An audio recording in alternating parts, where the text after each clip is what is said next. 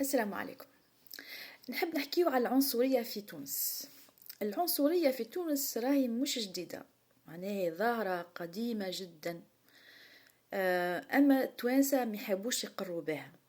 يعني هي عيب أخلاقي، عار أخلاقي، يعني باش تميز بين إنسان أبيض وبين إنسان أسود. لكن اللي حصل في تونس نتيجة تراكمات، آه، معناها تراكمات متاع العنصرية في تونس. أنا واحدة من الناس، وقت أنا صغيرة عشتها العنصرية، رغم أني عشتها في بلاصة الناس اللي عندهم البشرة السمراء والبشرة السوداء.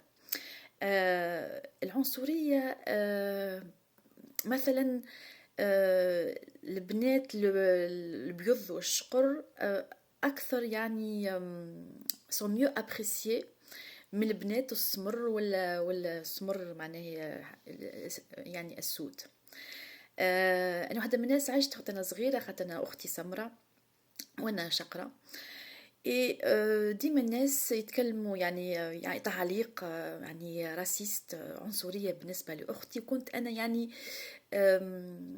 كنت يعني جو سوفر بوغ إل، يعني أتألم في بلاصتها.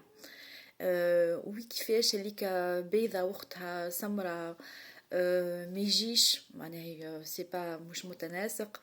وحتى كي يجوا الناس يخطبوا فينا يلي يخطبوا فيا اكثر من اختي، خاطر انا بيضة وشقرة واختي سمراء.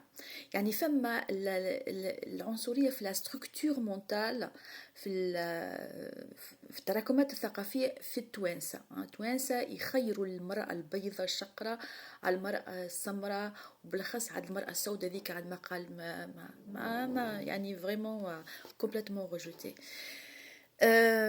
ولا صاير اليوم يعني العنصرية بالنسبة للسود، يعني ان روجي في بالهم اللي هما السود باش ياخذوا لهم بلاصتهم اكسترا. معناها ولات يعني تفكير فاشي، تفكير يعني يدافع عليه اليمين المتطرف في فرنسا، اللي في بالهم هم العرب المسلمين باش ياخذوا بلاصة الفرنساويين.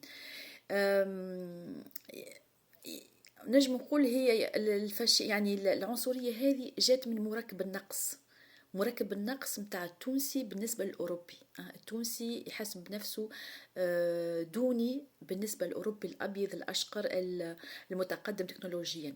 دونك بالطبيعة كيف يحب روحه أبيض ويحب يعني يناسب كان الأبيض، ولا يحب يعني الأشقر، يعني هو يتقرب من الجنس الرفيع الأوروبي في